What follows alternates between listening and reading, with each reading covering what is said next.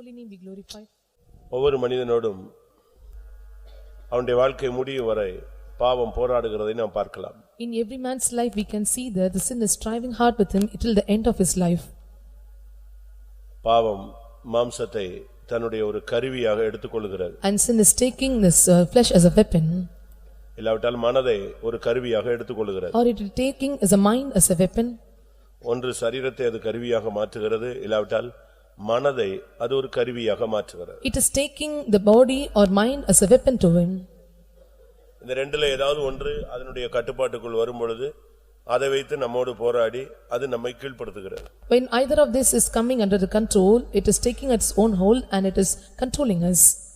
ஞானஸ்நானம் எடுத்து பரிசுத்த ஆவி பெற்று வருடங்கள் போனாலும் இந்த போராட்டங்கள் தொடர்ச்சியாக இருப்பதை நாம் உணரலாம். Even we are convicted and taken the water baptism, we can see this conflicts or striving is continually taking place in our life. கலாத்தியர்ல சொல்லப்பட்டது போல ஆவிக்கு விரோதமாய் மாம்சமும் மாம்சத்துக்கு விரோதமாய் ஆவியும் ஒன்றுக்கொன்று எதிரிடையாக இருக்கிறது. As we see in book of Galatians, and flesh is striving against this spirit and the spirit against this carnal nature. கலாத்தியர் 5 அதிகாரம் 17 நாம் இதை பார்க்கலாம். We can see this verse in book of Galatians chapter 5 verse 15. 17. மாம்சம் ஆவிக்கு விரோதமாகவும் ஆவி மாம்சத்துக்கு விரோதமாகவும் இச்சிக்கிறது. நீங்கள் செய்ய வேண்டும் என்று இருக்கிறவர்களை செய்யாதபடிக்கு இவைகள் ஒன்றுக்கொன்று விரோதமாக இருக்கிறது. இந்த ரெண்டும் ஓட்ட முடிகிற வரைக்கும் வந்துகிட்டே இருக்கும். Till we end our race, this too will come with us. பாவம் என்பது ஒரு சக்தி. A sin is a Sakthi. It is a power. அது விடாம வந்துகிட்டே இருக்கும். This power அவன் பரிசுத்தவன் ஆயிட்டான், நம்ம ஒதுங்கி போணும் அப்படின்னு ஒதுங்கி போகாது. He was made holy and we can go aside, it will not go aside. அது பரிசுத்தவானான ஆளும் அவனை திரும்பி எங்கேயாவது பாவத்துல விழ வைக்கலாமா அப்படின்னு அது நம்பிக்கையோடு போராடும். Even he was turned into holy and it will strive hard with a hope, somehow we have to make him to fall in sin.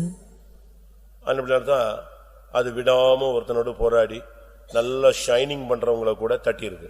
That is why without ceasing it is continually striving hard, and those who are shining it make them to fall. அதனாலதான் பிரகாசிக்கிற अनेक தேவனுடைய ஜனங்கள் பின்மாறுவதை நாம் பார்க்கலாம். We can see many people backslide those who are shining. ஏன்னா இது நீ வீட்டுக்குள்ள இருந்தாலும் அது வாசப்படியில உட்கார்ந்திருக்கும், படுத்திருக்கும். Even if you sit inside a home, it will sleep your door gates. ஆதியாகமம் 4:7 பார்க்கும்போது When we look into book of Genesis chapter 4 verse 7, நீ நன்மை செய்தால் மேன்மை இல்லையோ, நீ நன்மை செய்யாதிருந்தால் பாவம் வாசப்படியில் படுத்திருக்கும். பாவம் வாசப்படியில படுத்திருக்கும். பாவம் வாசப்படியில படுத்திருக்கும்னா என்னது? வாசப்படியில இருக்கிறது யாரு சொல்லுங்க? செருப்பு தான் வாசப்படியில விடுவோம். slipper remains in the door. அதத்தான் நம்ம வாசல்ல விட்டுட்டு உள்ள போவோம். So we leave near the door and we enter inside. ஆனா இப்ப நம்ம அப்படி இல்ல, வீட்டு பெட்ரூம் வரைக்கும் நம்ம போட்டு போறோம், அது வேற விஷயம். But now we are not like that, even we are taking the slippers even to the bedroom. உட்காருங்க, வந்துட்டே இருக்க கூடாது. பேசும்போது வரவே கூடாது, உள்ள பேசும்போது நடந்து வரக்கூடாது, வந்தா பின்னால உட்காரணும். பாவம் ஒரு கயிறு. A sin is like a rope. அந்த கயிறு எப்படினாலும் என்னை கட்டறதுக்கு ட்ரை பண்ணிட்டே இருக்கும். This rope or cord will somehow try to bind you and me. நீதிமொழிகள் 5:22ல பார்க்கும்போது When we look into book of Proverbs chapter 5 verse 22, துன்மார்க்கனை அவனுடைய அக்கிரமங்களை பிடித்துக்கொள்ளும், தன் பாவ கயிறுகளால் கட்டப்படுவான். பாவம் ஒரு கயிறு. A sin is like a cord. அது எப்படியாவது கட்டறதுக்கு ட்ரை பண்ணிட்டே இருக்கும். It will somehow try to hold us. Samson பாருங்க, ஒரு பெரிய பலத்த வல்லமை உள்ள மனுஷன். Samson is having a mighty power. ஆனா அவனை கெடுக்கிறதுக்கு அந்த ஆவி, அவன் எவ்வளவு சூப்பர் நேச்சுரல் பவர்ல இருந்தாலும் அவனோடு போராடிக்கிட்டே தான் இருந்துச்சு, ஜெயிச்சது. Even he had a supernatural power, somehow the power of a sin is striving hard and it would overcome him. அப்படிதானே? எவ்வளவு பவர்ஃபுல்லா இருந்தான், சிங்கத்தை கிழிச்சான். And he was a powerful man, tore the lions. ஒரு கழுதை தாடையினால எலும்புனால 1000 பேரை கொன்றான். With a thigh bone he was able to kill the கோட்டை thousands. கதவுகளை கீழோடு புடுங்கினான். And he took away the door gates. அவ்வளவு பயங்கரமான ஒரு சக்தி வாய்ந்த ஒரு மனுஷன்.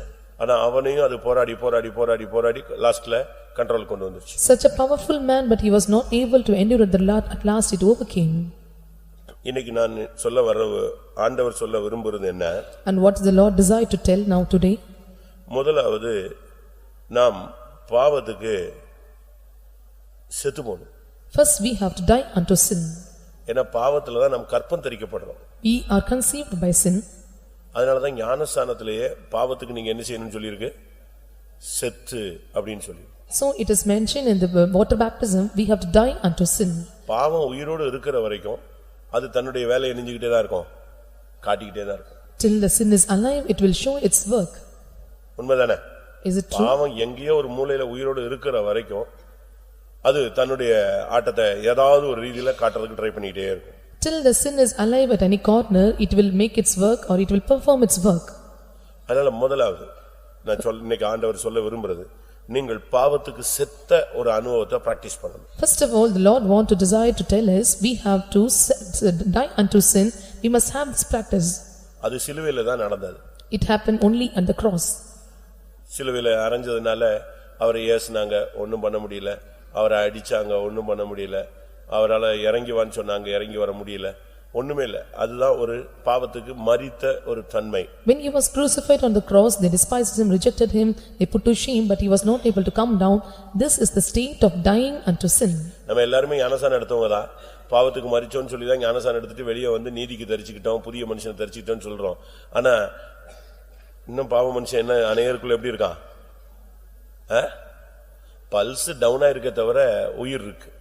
And we are telling that in water baptism we were dead unto sin, but we tell on that we have put on the righteousness, put on the new man, but the old man nature or sinful nature man is working in us. Pulse என்ன செய்யுது? இருக்கு. Till the pulse is there. இருக்கா? கொஞ்சம் pulse down தான் இருக்க தவிர இருக்கு. And pulse gets down but still it is there. அதனால தான் டக்குன்னு டென்ஷன் ஆவறோம், பட்டால்னு அந்த பழைய ஆவிகள் எல்லாம் உள்ள அந்த நேரத்துல சமயம் பார்த்து கற்பனை வெளியே வரும். So often we are getting tensed and at the situation it will come out. முதலாவது பாவத்துக்கு செத்த ஒரு பிராக்டீஸ் பண்ணி பார்க்கணும். இன்னைக்கு பிராக்டீஸ்க்காக தான் ஜெபம். First today we are having the prayer for practice. We have to practice to die unto sin. ரோமர் 6 அதிகாரம் 7 வசனத்தில் பார்க்கும் பொழுது, When we look into book of Romans chapter 6 verse 7, மரித்தவன் பாவத்துக்கு நீங்கி விடுதலையாக்கப்பட்டிருக்கிறானே. மரித்தவன் பாவத்துக்கு மரிக்கணும்னு சொன்னேன். மரித்தவன் எதுக்கு நீங்களாகி விடுதலையாகிறான்? பாவத்துக்கு நீங்களாகி விடுதலையாகிறான். For he that is dead is freed from sin. பாவம் வரும், ஆனா அது உன்னை கண்ட்ரோல் பண்ண நீ இடம் கொடுக்க கூடாது. Sin may come but you should not give room for it to in control over you. ஒவ்வொரு பாவத்திலயும் நமக்கு விடுதலை வேணும். We must have the deliverance from out of every sin. நான் விடுதலை இல்லைன்னு சொல்லல, அநேக காரியங்கள்ல விடுதலை இருக்கு, இன்னும் அநேக காரியங்கள்ல விடுதலை இல்ல. I am not telling that you are not delivered. You have delivered out of some things but you have to be delivered from all things. பாதி பேர் 50-50ல தான் இருக்காங்க. Many are staying in the state of 50-50. ஜெபம் பண்ணும்போது ஜெபம் பண்ணுவாங்க, சண்டை போடும்போது சண்டை போடுவாங்க. உபவாசம் எடுக்கும்போது உபவாசம் எடுப்பாங்க, சினிமா பார்க்கும்போது சினிமா பார்ப்பாங்க. While they pray, while they will fast, and while they were seeing this movie, they will see the movie. இங்க இருக்கிற வரைக்கும் ஒரே முழங்கால் தான், ஆவி நிறைவு தான், கை தட்டு தான், ஒரே அமர்க்களம் தான். அப்பா இவரை பார்த்தா இப்ப விட்ட நேர ஊழியக்காரங்க எல்லாம் தாண்டி சியோன்ல போய் நின்றுவாருங்கிற மாதிரி இருக்கும். வெளியே போன உடனே பாத்தீங்கன்னா அப்படியே ட்ரிப் ஆயிடும். இங்க மீன், அங்க என்னது, எப்படி இங்க வாழை காட்டுறது, அங்க தலையை காட்டுறது.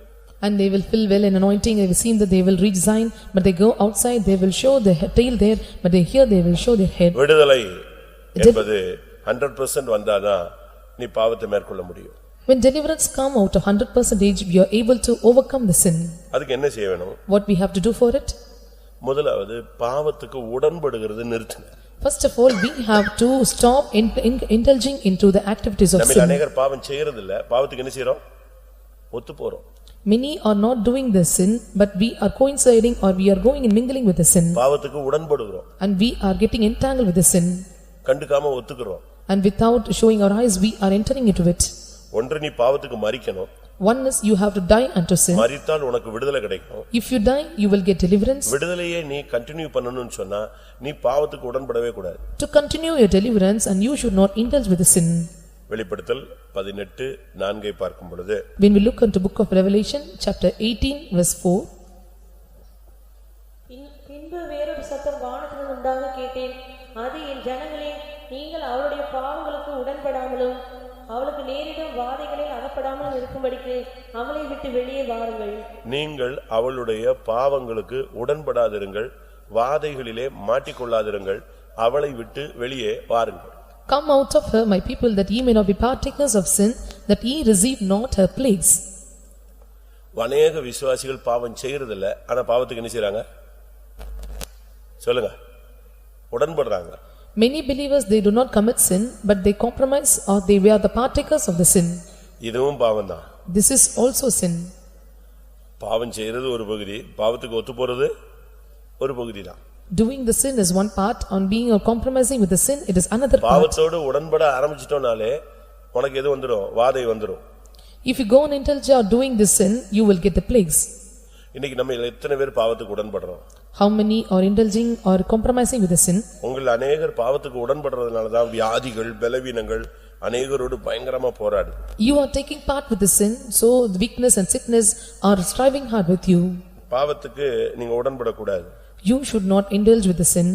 வாயை திறந்து சொல்லு, நான் தேவனுக்கு விரோதமா பாவம் செய்வது எப்படி? Open your mouth and confess how it is better to sin against God. நான் பாவம் செய்ய மாட்டேன். I will not commit sin. பாவத்துக்கு நான் ஒத்து போக மாட்டேன். I will not engage with the sin. ஒரு சிலர்லாம் நீ கொஞ்சம் எனக்காக இப்படி பேச, எனக்காக அப்படி பேச, எனக்காக ஒரு காரியம் செய்ய அப்படின்லாம் சொல்லுவாங்க. நீங்க அது பாவமா இருந்தா அதோட என்ன செய்யக்கூடாது? உடன்பட கூடாது. If it is a sin and you should not engage with the sin, and sometimes they may ask you to go and please with them. பாவத்தோடு உடன்படும் பொழுது நீ அந்த பாபிலோனிய அந்த வேசியோடு நீ ஒத்து போகிறாய்ன்னு அர்த்தம். And if the meaning is of indulging with the sin is that you are going compromising with the harlot of a Babylon. நீ திருடன் அல்ல, ஆனால் திருடனோடு ஒருமித்து போகிறாய்ன்னு 50ஆம் சங்கீதம் சொல்லுது. The Psalm 50th is saying that you are not a thief, but still you are taking part with the thieves. நீ விபச்சாரக்காரன் அல்ல, ஆனா விபச்சாரக்காரனோடு உனக்கு பங்கு இருக்குன்னு சொல்லப்பட்டிருக்கு. You are not adulterer, but you have a portion with them. 50ஆம் சங்கீதம் 18ஆம் வசனம். நீ திருடனை காணும்போது அவனோடு ஒருமித்து போகிறாய், விபசாரரோடும் உனக்கு பங்கு உண்டு. எப்படி? நீ விபச்சாரம் பண்ணல, பட் அவனோட உனக்கு என்ன இருக்கு? ஷேர் இருக்கு. You are not an adulterer, but you have a portion or share with him. நீ திருட மாட்ட, ரொம்ப யோக்கியம் தான், நல்லதுதான். பட் நீ திருடனோட என்ன செய்யற? ஒருமித்து போகிற, கை கோத்துட்டு போற. You are not stealer, you are not a thief, but you go and partake with them or consent with him. நீ பாவத்துக்கு விலகி ஓடுறதுக்கு உனக்குள்ள ஒரு தீர்மானம் வேணும். You must take a decision to flee away from sin. நாலாவது, நீ பாவங்களை விட்டு விலகி ஓடு. Fourth, you have to flee away from sin. யோசேப்பு அந்த வேலையை செஞ்சான். Joseph did that work. அந்த இடத்துல அவன்கிட்ட நியாயம் பேசிக்கிட்டு பிரசங்கம் பண்ணிக்கிட்டுலாம் இல்ல. ஒரு நிமிஷம் பிரசங்கம் பண்ணி பார்த்தான், அது ஒண்ணும் பிரசங்கம் பிசாசுக்கு போய் பிரசங்கம் பண்ண மாட்டேல ஏறுமா. He spoke of justice, but 1 minute he was taking a preaching. If you preach to Satan, will he get in his mind? அவ முழுசும் பாவத்துல நிறைஞ்சு நிக்கிறா. அவட்ட போய் என்னெல்லாமோ சொல்லி பார்த்தான், நான் தான் இந்த வீட்டுக்கு 2வது அதிகாரி, உன் புருஷன் என்னை நம்பி இருக்கிறான்னு. அதுதான் செவிடு மாதிரி நிக்குது பிசாசு. அதுட்டு போய் என்னத்த பிரசங்கம்? அது பிறகு பார்த்தான், இனி நம்ம தப்பணும்னா ஒரே வழி என்ன செய்யணும்? ஓடணும். And internally he was engaged with Satan. He said, so I am the second master of this house. All telling all these things, there is no use of it. We have to flee away from sin. உடனே அந்த இடத்தை விட்டு ஓடிட்டான். He fled away from sin place. 2 தீமோத்தேயு 2ஆம் அதிகாரம் 22ஆம் வசனம். Book of 2 Timothy chapter 2 verse 22. அன்றியும் பாலியத்துக்குரிய இச்சைகளுக்கு நீ விலகி ஓடி சுத்த இருதயத்தோட கர்த்தரை தொழுது கொள்ளுங்கள். பாலியன்னா வாலிபம், வாலிபத்துக்குரிய இச்சைகளுக்கு, பாவத்துக்கு நீ என்ன செய்யணும்? விலகி ஓடியே விடு. You must flee away from the youthful lust. You must flee away from that place. அதுல கிடைக்கிற சம்பளம் தேவையில்லை, அதுல கிடைக்கிற வேலை முக்கியமல்ல, அதுல கிடைக்கிற இன்பங்கள் முக்கியமல்ல. இதெல்லாம் விட்டுட்டு நீ வெளியே ஓடிடு. And no income or no pleasure or no things which is coming out of it is needed. You have to flee away from that place. பேதுருல சொல்லி இருக்கிறது, ஒரு நாள் வாழ்வை இன்பம் என்று எண்ணி தங்களை கரைப்படுத்திக் கொள்வது. ஒரே நாள் தான். நல்ல விசுவாசி, நல்ல ஊழியக்காரன் ஒரு நாள் பாவம் செய்வான், அவன் கரைப்பட்டு போயிடுவான். Considering a day as a pleasant to them and defile themselves in a particular day. வாசிங்க 1 பேதுரு 2 பேதுரு 2ஆம் அதிகாரம் 13ஆம் வசனம். இவர்கள் ஒரு நாள் வாழ்வை இன்பம் என்றெண்ணி கரைகளும் லட்சிகளுமாய் இருந்து உங்களோட விருந்துங்கையில் தங்கள் வஞ்சனைகளில் உல்லாசமாய் வாழ்கிறவர்கள். And they that are pleasure in their day activities. ஒரு நாள் வாழ்வு. Considering a day time. இன்னைக்கு ஒரு நாள் குடிச்சுக்கோ, இன்னைக்கு ஒரு நாள் தப்பு பண்ணிக்கோ, இந்த ஒரு நாள் இப்படி ஒரு நாள்னு போய் இவங்க எல்லாம் பாவத்துல சிக்கிடுவாங்க. Commit a sin for a single day and commit a do activities for a single day. By telling this one day, they are corrupted. ஆனா நீ யோசேப்பா இருந்தால் விலகி ஓடுவாய். If you are Joseph, you will flee away. நீ யோசேப்பா இல்லனா ஓட முடியாது. If you are not Joseph, you cannot run away. உன் மேல உள்ள அபிஷேகம் யோசேப்பின் அபிஷேகமா இருந்தா தூக்கி போட்டு பறந்துடுவ நீ. If the anointing upon you is a Joseph's anointing, you will throw away everything, you will flee away. ஒரு சகோதரன் ஒரு கம்பெனில பெரிய ஏஜென்ட்டா இருந்தார். One brother, he was a big agent in a company. நல்ல வருமானம். And he got a good income. Government லெவல்ல நல்ல அவருக்கு சேல்ஸ் ஆகிட்டே இருந்துச்சு. And he got a good sales in a government level. அதனால மினிஸ்டர்ஸ் எல்லாம் ரொம்ப பழக்கம். And he had a good activities with the ministers. அதனால இந்த கம்பெனிக்காரன் இவரை ரொம்ப யூஸ் பண்ணாங்க. So the company people may used him in a well. ஏன்னா இவர் போய் மினிஸ்டர்ட்ட பேசினா ஆர்டர்ஸ் கிடைக்கும், உடனே கவர்மெண்ட் ஆர்டர் கிடைக்கும், கோடிக்கணக்கில் அந்த கம்பெனி டர்ன் ஓவர் ஆயிட்டு. If you speak with the ministers and he will get many kind of sales and he will get crores and crores of amount as a turnover. திடீர்னு ஒரு நாள் இவருக்கு வேலை போயிடுச்சு. One day he lost his job. அந்த company இவரை reject பண்ணி வெளியே போய் சொல்லிட்டான். The company rejected him and made him to go out of the company. இவருக்கு ரொம்ப துக்கமா போயிடுச்சு. And he was grieved a lot. என்ன இப்படி ஆகி போயிடுச்சுன்னு சொல்லிட்டு சரி கர்த்தர் நடத்துறப்ப ஊழியக்காரர் போய் சொன்னார். அவர் சொன்னார் தேவன் இது நன்மைதான் என்ன செய்வார், வேலை போயிடுச்சா பரவாயில்ல விட்டுருவா. He informed it to the minister servants of God and they said so to him, and it is good for thing whatever happens is good for God. அதோட ஆள் விரக்தியாகி எல்லா மினிஸ்டர் கனெக்ஷன் அவ்வளத்தையும் டெலீட் பண்ணிட்டு பேசாம ஸ்தோத்திரம் பண்ணிட்டு வீட்டுல உட்கார்ந்தான். And he was rejected by everything and he said praise and telling the praises he sat at home. சரி கர்த்தர் நன்மையா செஞ்சிருக்காருன்னு அவன் விசுவாசிச்சான். He had a hope that Lord have done everything for goodness. திடீர்னு பாத்தீங்கன்னா ஆட்சி மாறிடுச்சு. And when immediately we can see and the government has been changed. Government totally changed. Government was completely changed. அவ்வளவு மினிஸ்டரும் சிக்கிட்டாங்க. All the ministers were entangled. இப்ப இவர் இருந்திருந்தா என்ன இருப்பாரு? இவரு உள்ள போயிடுப்பாரு. If he was there and he went enter inside. ஆண்டவர் அவர் அந்த இடத்துல இருந்து வேரோட தூக்கிட்டார். The Lord completely uprooted him out of the place. நாம சில நேரங்கள் எல்லாம் விலகுறத ஆண்டவரே செய்வாரு. Sometimes when we are silent, the Lord will do everything for us. அதுக்காக உட்கார்ந்து 3 நாள் உட்கார்ந்து அழுதுட்டு இருக்க கூடாது. சரி இதுவும் நன்மைதான் ஸ்தோத்திரம்னு வெளியே வந்துடணும். We should not sit by crying 3 days and we have to tell it is good for God and we have to come out. பாவத்தை விட்டு விலகி ஓடுவது. We have to flee away from sin. சூழ்நிலையில என்ன செய்யணும்? பாவத்தை எதிர்க்கணும். At some circumstances what we must do, we must resist against the sin. எபிரேயர் 12:4 பாக்கும்போது When we look into book of Hebrews chapter 12 verse 4. பாவத்துக்கு விரோதமாய் போராடுகிறதில் இரத்தம் சிந்தப்படத்தக்கதாக நீங்கள் இன்னும் எதிர்த்து நிற்கவில்லையே. பாவத்தை எதிர்க்கணும். You must resist the sin. நீ எதிர்க்கலன்னு சொன்னா அது உன்னை ஓவர்டேக் பண்ணிடும். If you resist not the sin, it will overtake you. உன்னால முடிஞ்ச அளவு கிருபையை வாங்கிட்டு பாவத்தை எதிர்த்து நின்னுட்டே இருக்கணும். With your might you must overcome, you must resist the sin. நீ எதிர்த்துட்டேன்னா ஜெயிச்சிடுவ. If you resist, you will win over. நீ எதிர்க்கும்போது ஆண்டவர் உனக்கு கிருபை தருவார். If you resist, the Lord will give you grace. ரோமர் 6:14. Book of Romans chapter 6 verse 14. நீங்கள் நியாயப்பிரமாணத்துக்கு கீழ்ப்பட்டிராமல் கிருபைக்கு கீழ்ப்பட்டிருக்கிறபடியால் பாவம் உங்களை மேற்கொள்ள மாட்டாது. நீ பாவத்தை எதிர்த்துட்டேன்னா பாவம் உன்னை அது எப்படி ஜெயிக்கும்? நீ ஜெயிச்சிடுவில்ல. If you resist the sin, you will overcome and it will not overcome you. பாவத்தை எதிர்க்கிறதுக்கு உனக்கு கிருபையை கேளு. ஆண்டவரே கிருபை கிருபை கிருபைன்னு சொல்லி அடிச்சு பாவத்தை நீ ஜெயிச்சிடு. You must ask for the grace and you must ask for the grace to win over the sin, then you are able to overcome the sin. ஒன்று பாவத்துக்கு சாவது. One is we have to die unto sin. இரண்டாவது பாவத்துக்கு நீங்கி விடுதலை ஆகிறது. Second is getting delivered out of the sin. மூணாவது எந்த சூழ்நிலையிலும் பாவத்துக்கு உடன்படாமல் வாழ்வது. Third is not being entangled with any kind of sin at any situation. நாலாவது பாவத்துக்கு விலகி ஓடுவது. Fourth is fleeing away from sin. அஞ்சாவது பாவத்தை எதிர்ப்பது. Fifth is resisting against the sin. எதிர்க்கும்போது ரத்தம் சிந்தக்கூடிய ஒரு சூழ்நிலை கூட வருங்க. When you resist, you may have the experience of even shedding the blood. பாவத்தை எதிர்க்கணும். You must resist the sin. நீ கிருபையை வாங்கிட்டு எதிர்க்கணும். Receive the grace and resist the sin. அந்த ஆவியை நீ எதிர்த்துட்டேன்னா அந்த ஆவி ஓடிடும். When you resist in spirit, the spirit will flee away from you. ஆறாவது Sixthly, பாவத்தை வெறுப்பது. hating the sin. உனக்கு ஒரு இன்ட்ரெஸ்ட் அதுல இருந்துச்சுன்னா அது என்னைக்குனாலும் உன்னை விஷம் பரிச்சை பண்ணிக்கிட்டே தான் இருக்கும். If you have interest at any situation, it will come and take over you. பாவத்து மேல உனக்கு ஒரு அன்பு இருக்குன்னா அது எப்படினாலும் உன்னை இழுக்கும். If you have love upon sin, somehow it will drag you. நீ அதை வெறுக்கணும். You must hate it. இப்ப பாருங்க சாராயம் குடிக்கிறவன் எல்லாம் சாராயத்தை விட்டுருவேம்மா, அடுத்த நாள் தண்ணி அடிச்சிட்டு வருவான். And one who is drinking liquor and he will tell that I will hate the liquor, next day he will do the same thing. ஏன் சொல்லுங்க? Why? அவனுக்கு அது மேல என்ன இல்ல? விடணும்னு யோசனை இருக்க தவிர எல்லாரும் சொல்றாங்க நம்ம அசிங்கமா ரோட்ல விழுந்துட்டோமா ஐயோ கேவலப்பட்டோமா, ஆனா அதுல வெறுப்பு தன்மை கிடையாது. He have a comfort to leave it somehow, but he was not having the interest to hate it. வெறுக்கணும். You must hate. நீ வெறுத்துட்டேன்னா அது தூக்கி உனக்கு அது எப்படி தெரியும்? குப்பையா தான் தெரியும். If you hate, and you will count it as a dust. எபிரேயர் 11ல பார்க்கும் பொழுது அநித்தியமான பாவ சந்தோஷங்களை அனுபவிப்பதை பார்க்கிலும். In book of Hebrews chapter 11, it is better to take the pleasures of this world. 25.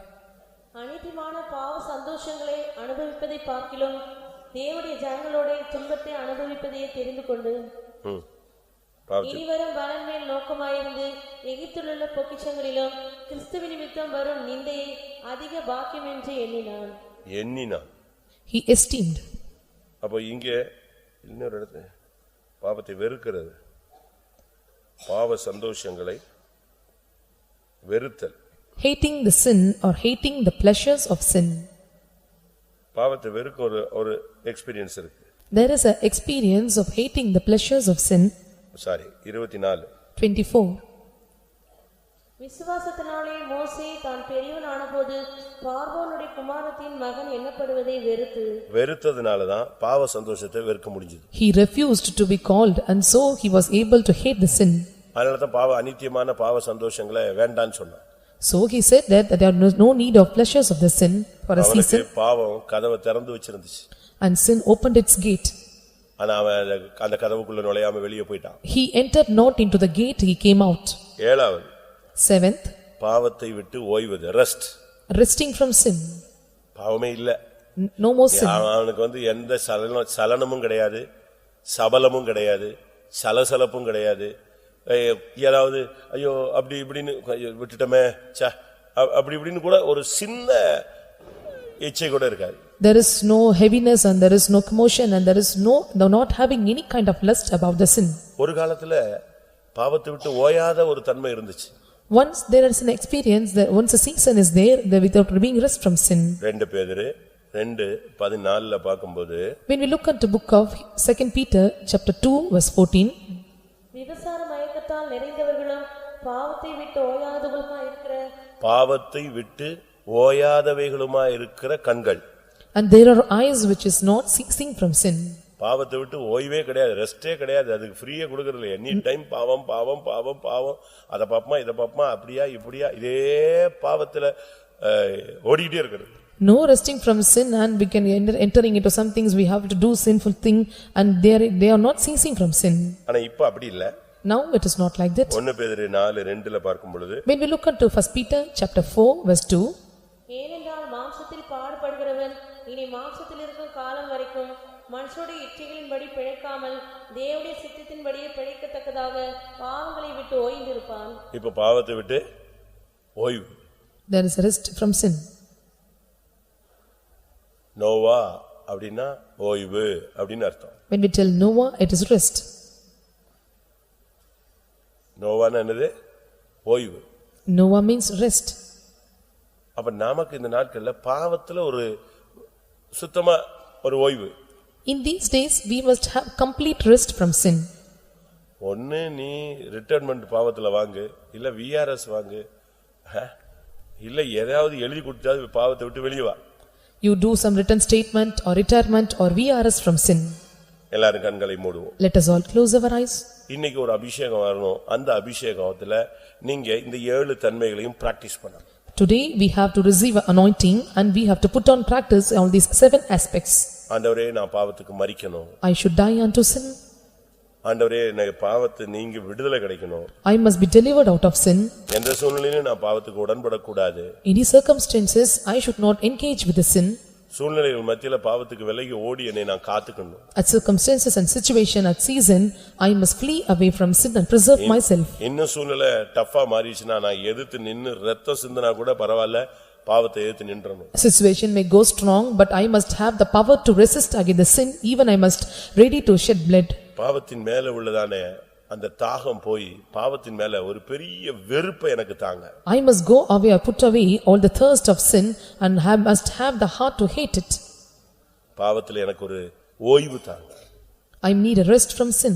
பாவமே இல்லாத ஒரு வாழ்க்கை. Without being for sin. அப்படி வாஞ்சிக்கிற எல்லாரும் கண்களை மூடுவோம். Those who desire, let us all close our eyes. ஒரு 10 நிமிஷமோ 20 நிமிஷமோ நீங்க கண்களை மூடி முழங்கால் போட்டு கர்த்தாவே இந்த பகுதியில் உங்களுக்கு என்ன தேவையோ ஆண்டவர்ட்ட கேளுங்க. 10 minutes or 20 minutes you stay on knees and what you are in need of this aspect you ask unto God. நான் காத்திரு கூட்டத்தை சிந்திச்ச பொழுது கர்த்தர் இததான் என்கிட்ட பேசினார். When I meditated about the tiring meeting, Lord spoke this to me. பாவத்தை வெறுக்க சொல்லு. You must make them to hate the sin. பாவத்தை எதிர்க்க சொல்லு. Ask them to resist the sin. பாவத்துக்கு விலகி ஓட சொல்லு. Ask them to flee away from sin. பாவத்தை விட்டு ஓய்ந்திருக்க சொல்லு. Make them to get away from the sin. பாவத்துக்கு மரிக்க சொல்லு. Ask them to die unto sin. பாவத்துக்கு உடன்படாமல் இருக்க சொல்லு. Ask them not to be the partakers of the sin. பாவத்துல ஒரு விடுதலையை வாங்க சொல்லு. Make them to get the deliverance out of the sin. இந்த 7 நடக்கும் பொழுது தான் பரிசுத்தத்தினுடைய முதல் ஸ்டெப் நம்ம வர்றோம். When these 7 things happen, we are entering or stepping into the first step of இப்படிப்பட்ட holiness. தன்மைகள நாம தோற்று போய் பரிசுத்தத்தை பத்தி பேசி பிரயோஜனம் இல்ல. And just speaking about all these things getting failed and speaking holiness is no use. பாவத்துக்கு முடிவு உண்டாகும்போது தான் பரிசுத்தம் துவங்குகிறது, துளிர் விடுகிறது. When there is an end for the sin, the holiness starts and it sprouts out. பாவம் மரிக்கும் பொழுது தான் பரிசுத்தம் உயிர்ப்பிக்கப்படுகிறது. When the sin is dying, the holiness is resurrecting. பாவம் விழும் பொழுது தான் பரிசுத்தம் எழும்பி நிற்கிறது. When the sin dies and the holiness stands up. பாவம் இருக்கும் வரை பிசாசின் கை உன்மேல் இருக்கும். பாவம் போன உடனே தேவனுடைய கை உன்மேல் இருக்கும். Till sin is there and Satan's hand will be upon you when you are free from the sin and God's hand will be upon you. பாவம் இருக்கிற வரை அந்நிய வல்லமை உன்மேல் உரிமை பாராட்டுவான். பாவத்தை விட்டு வெளியே வந்த உடனே கிருபை உன்மேல் உரிமை பாராட்டும். Till the sin is there and the strange power will take control over you and when you are free from sin, grace will control over you. இந்த கூட்டத்தில் ஆவியானவர் உன்னோடு என்ன பேசுகிறார்? Realize and the Spirit of God is speaking to you. நீ பாவத்துக்கு மரிக்க வேண்டும் என்று சொல்லுகிறாரோ? And he is asking you to die unto sin. பாவத்துக்கு விடுதலை வாங்க வேண்டும் என்று சொல்லுகிறாரோ? Or he is asking you to get delivered out of the sin. உன் ஆத்துமாவோடு தெய்வன் என்ன பேசுகிறார்? What the Lord is speaking with your soul. பாவத்துக்கு உடன்படாதே என்று சொல்லுகிறாரோ? Or he is asking you to be not partaker of the sin. பாவத்துக்கு விலகி ஓட உன்னை சொல்லுகிறாரோ? Or he is asking you to flee away from sin. பாவத்தை எதிர்க்க சொல்லுகிறாரோ? He is asking you to resist the sin. பாவத்தை வெறுக்க சொல்லுகிறாரோ? Or he is asking you to hate the sin. பாவத்தை விட்டு ஓய்ந்திரு என்று உனக்கு சொல்லுகிறாரோ? Or he is telling you to rest from sin. அதற்குரிய கிருபையை பெற்றுக்கொள். Receive the grace for it. அதற்குரிய வல்லமையை பெற்றுக்கொள். Receive the power according to it. அதற்குரிய ஜீவனை பெற்றுக்கொள். Receive the life for it. என்னுடைய ஆவியினால் எல்லாம் ஆகும். It is everything is possible by spirit.